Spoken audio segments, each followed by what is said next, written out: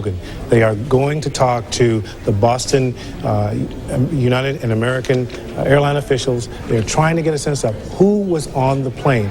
Early on, they're very limited in what they can do. They're trying to assess the situation, but one of the first things they can try to do is try to get a sense of who was on the plane, try to begin to check out aliases, and that might lead them in some investigative direction. But they're very limited in the early stages in terms of what they can do. Exactly. Many thanks. And as you and John Miller have reminded us several times today, we're covering a tragedy and we are covering a crime.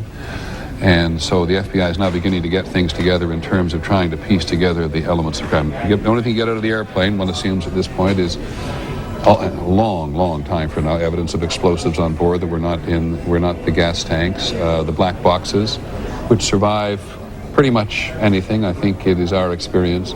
But in terms of trying to chase down the human beings, going to those two airports to see who got on board and checking the passenger list. Absolutely. Things that they can't get at right now. They can't do very much investigative work at the scenes. Right. So where they go is where the plane took off from. Talk to those officials. Official told me, quote, we're trying to talk to any and everyone who touched that plane, from maintenance workers to the people who ticketed the persons getting on the plane. Great. Thanks, Pierre. Keep at it. By the way, the Federal Aviation Administration says that the earliest that they will allow flights to resume, this may change, will be noon tomorrow. More than 24 hours after they ordered all aircraft not to take off and then all aircraft to land as soon as possible. And I think that all domestic U.S. flights are now currently on the ground. Some international flights coming from overseas are still on their way to West Coast airports and still in the air. But what is quite staggering here in a way is the FAA says they will only allow flights to resume at noon tomorrow. We're talking, if you add it up, about approximately somewhere in the neighborhood of 36,000 flights back and forth and up and down and all the interim places across the United States. We all know, those of us who travel by air on a regular basis, exactly how difficult air travel is and how much of it there is at the moment. But there's a outstanding example of what it means to put out an order like that. 36,000 flights going to be halted. In fact, I think Charlie Gibson, my colleague who was here when this happened this morning, has been looking particularly at this dimension of it. Charlie? Well, Peter, I just found a note that all U.S. commercial aircraft, I wasn't absolutely certain what you said a moment ago, but that all U.S. commercial aircraft. This is David Ono in the Eyewitness Newsroom in Glendale. Right now we are heading to a press conference by Sheriff Lee Baca. This is the L.A. County Emergency Operations Center in East L.A. Let's listen in. Sheriff Lee Baca. Press conference part. I just want to set the stage here. Surrounding me here are the leaders of Los Angeles County and the state of California relative to a public safety response to what we think is important for the residents of Los Angeles County. I want to introduce to you, first of all, Chief Mike Brown from the California Highway Patrol. Chief Brown. Also from the Los Angeles County Fire Department, Chief P. Michael Freeman. Chief Freeman. We have representing Los Angeles Police Department, Commander Betty Calapets. Representing the Federal Bureau of Investigation is Mr. Richard Garcia, Special Agent in charge of the Criminal Division. We have Mr. David Jansen, the Chief Administrative Officer from the County of Los Angeles. Chief Bayan Lewis, who is also the Chief of the County Police Services. Supervisor Yvonne Brathwaite-Burke, and Supervisor Don Kanabi. It is appropriate for me to open this conference by expressing my condolences and the condolences of all the people of Los Angeles County to the people of New York. As this tragedy unfolds, there's no question that many things are not answered, and therefore preparedness is something we must all engage in. The sheriff has special responsibilities.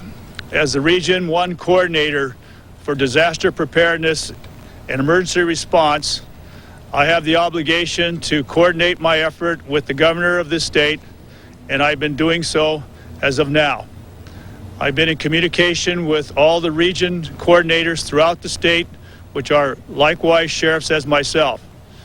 I will speak with the governor at 12 p.m. and we will further discuss what California must do to protect its citizens. Meanwhile, the County of Los Angeles is now in a state of emergency alert. The alertness that we believe is important for all law enforcement and public safety are as follows. First of all, we have an emergency preparedness plan. And this plan is something we've engaged in years of experience, where we have experienced disasters of various types within our county. Our Department Operations Center and the County Emergency Operations Center is now activated, and it will remain activated until we get some clarity as to the solution of the problems that are occurring in New York. I've directed all county law enforcement agencies to be in a coordinated alert status with the Los Angeles County Sheriff's Department. And this includes the Orange County Sheriff's Department and all law enforcement agencies within the County of Orange. We have prepared and put in place a terrorism early warning group.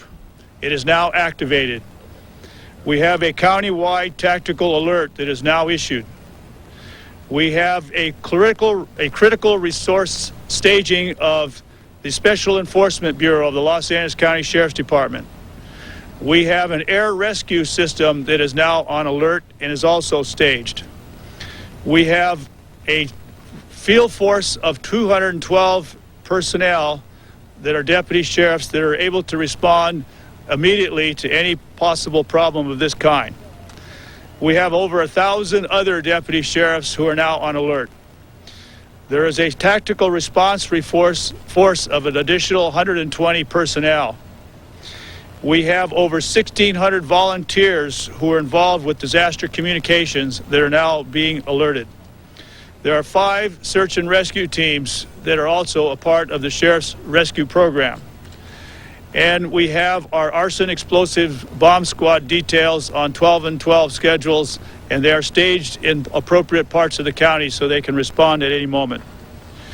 And finally, our Aero Bureau is now on full alert and coordinating whatever effort it has to with FAA and other law enforcement agencies.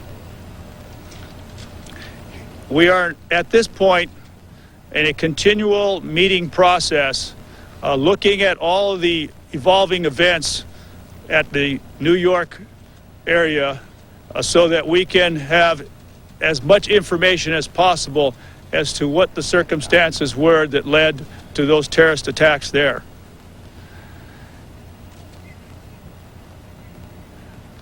At this point, I will ask Chief Mike Brown of the California Highway Patrol to give a few comments as to what the state's effort is in this regard. Thank you, Sheriff. Good morning, ladies and gentlemen. Since early this morning, the Highway Patrol has been on tactical alert, as have the other agencies in Los Angeles County. We have brought in additional officers to assist us with some transportation-related issues we anticipated. In fact, those have occurred, largely with some of the evacuations that have occurred in certain parts of Los Angeles County with public buildings. We do ask that the public try to refrain from unnecessary travel, at least for the short term, until we can get past this and find out more information. And we are also working with our local counterparts and the federal authorities and sharing our assets and information, as well as making certain that we can have a coordinated effort from the state and local level here in Los Angeles County, working through the sheriff here, so that we can respond to the public's concerns. Again, we're working very closely, operating our emergency operations plans, and we have been operational since early this morning after the event transpired in New York City. Thank you.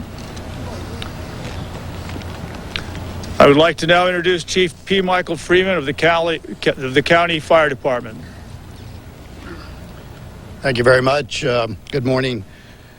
First of all, on behalf of all the men and women in the fire service here in California, we also extend our condolences to all the victims of this apparent reported act of terrorism. Immediately this morning, upon being informed of what had occurred, we did take care of our local needs and increased our on-duty staffing. We have made special arrangements to be sure that we are fully prepared and staffed to deal with any eventuality here, whether it be fire-related or whether it be related to any sort of medical emergency.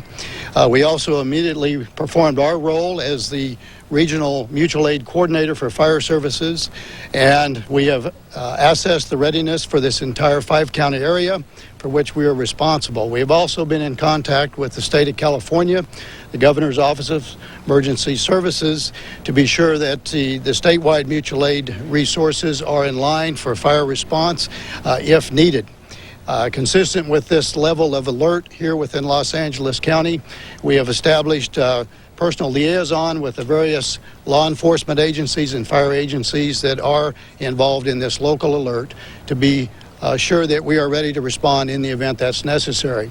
Again, our concern is that we have a level of readiness, but also a state of calm as we, in condolence with the entire country, work through these very difficult times. Thank you. And now I'd like to introduce to you Mr. Richard Garcia, the Special Agent in charge of the Criminal Division of the FBI. Thank you, Sheriff Baca. Today, brave men and women, citizens of this country, as well as others, victims, died in what appears to be a cowardly act of terrorism. Investigations by the FBI has been set at a heightened alert, not only here in Los Angeles, but also throughout the world. The FBI has been coordinating with not only our office in Washington, D.C., but has presence with the FAA, the military, and other state and local offices. We are collecting all the information we can possible regarding this investigation in a global sense. We are going through the information to determine the potential perpetrators of these crimes, and we will also try to resolve it as quickly as possible. The FBI will be always working in a very coordinated effort with law enforcement and other government agencies, as well as other countries in this world, to try to come to a conclusion to this case. Our hearts go out to all those who have died and are injured as a result of this.